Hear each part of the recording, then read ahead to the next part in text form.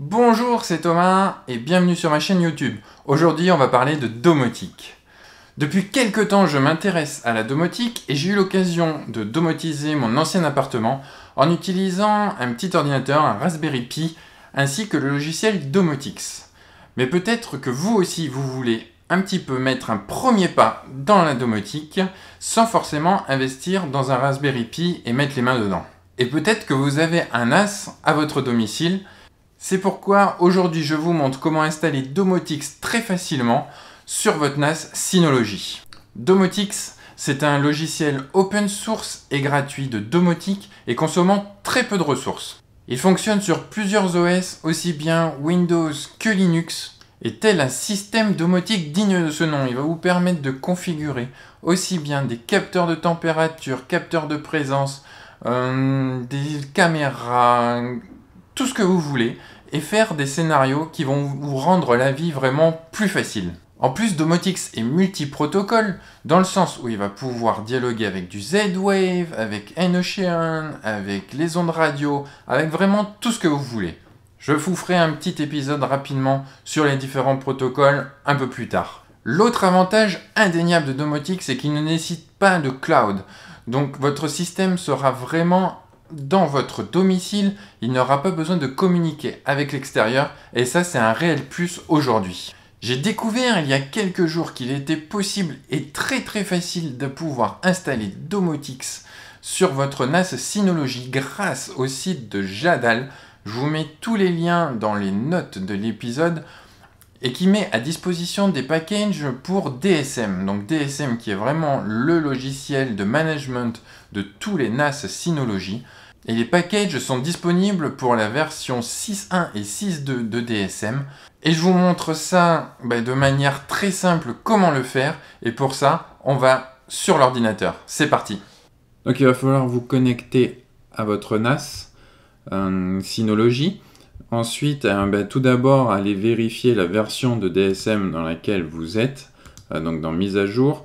Moi je viens de rebrancher le NAS, alors je suis pas forcément à jour à la dernière mise à jour, mais je suis en DSM, donc version 6.2, donc une des dernières versions de DSM. Ensuite, il vous faut aller sur le site de Jadal. Donc, encore une fois, tous les liens sont dans les notes de l'émission. Donc, il vous faut choisir la version de Domotix pour le DSM de votre NAS. Donc, dans mon cas, la version Domotix Stable de 2020 pour la version DSM 6.2. Et ensuite, il va falloir trouver votre NAS. Il faut télécharger la bonne version de votre NAS. Dans mon cas, c'est un DS418J, mais vous voyez qu'il y a vraiment toutes les versions de Synology qui sont disponibles. Il vous faut donc le télécharger. Et ensuite, c'est tout pour cette partie. On revient sur le NAS. En effet, il va falloir installer ce package. Donc pour ça, rien de plus simple. Centre de paquets. Donc là, vous avez tous les paquets. Vous faites... Alors, une chose à faire, c'est d'aller déjà dans Paramètres et absolument de diminuer le niveau de confiance, d'autoriser n'importe quel éditeur, l'installation de n'importe quel package d'éditeur. Donc on clique sur Installation manuelle, Parcourir, on choisit le package qu'on vient de télécharger, Suivant, et là votre NAS va le traiter de manière très rapide. Pour cette installation, je vais laisser les ports par défaut. Voilà, vous pouvez les changer si vous voulez. Et ensuite, voilà, laissez cocher Lancer après installation, Appliquer. Et en quelques secondes, voilà, 3-4 secondes, votre package Domotix est installé et Domotix est lancé. Il est fonctionnel. Donc, pour aller vérifier ça, je vais aller sur le port 80-84 comme je viens de l'indiquer. Et voilà, vous êtes sur Domotix. Quand je vous disais que c'était vraiment très simple et très rapide, je crois qu'on ne peut pas faire beaucoup plus simple aujourd'hui. Là, vous avez vraiment accès à Domotix qui, bon, bah forcément, l'installation vient d'être faite, donc il n'y a absolument rien. Bah, la première chose à faire, hein, qu'on peut faire, par exemple, c'est Settings.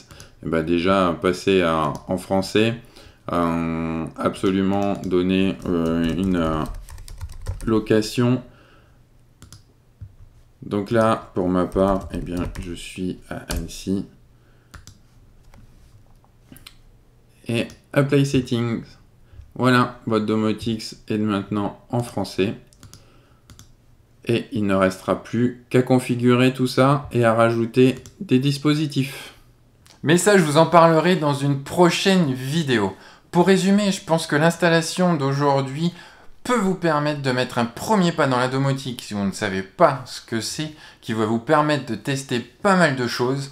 Domotix, pour ça, c'est un logiciel qui est relativement simple d'utilisation et qui va vous permettre, grâce à votre NAS, eh bien, de pouvoir faire quelques tests. D'après moi, le NAS a vraiment l'avantage sur les types d'installation qu'on va dire sur Raspberry Pi. C'est quelque chose qui est beaucoup plus solide, le NAS. On va être sur quelque chose de beaucoup plus stable. Et ça, c'est un réel plus pour l'installation sur le NAS. De plus, votre NAS, normalement, il est branché sur un onduleur. Et donc, il n'y a aucun risque de panne.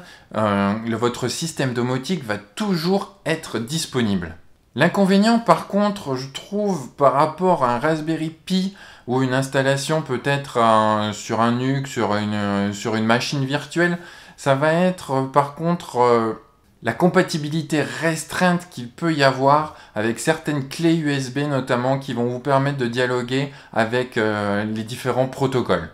Donc ça, pour moi, c'est peut-être le moins sur le NAS. De plus, si vous voulez rajouter des plugins, là le fait que ce soit un package qui soit fait par une source extérieure, c'est pas forcément toujours évident et il va falloir peut-être mettre un peu plus les mains dans le cambouis par rapport à une installation qu'on va dire plus classique. Mais ça, je vous en parlerai dans d'autres vidéos. Voilà, la chaîne se crée.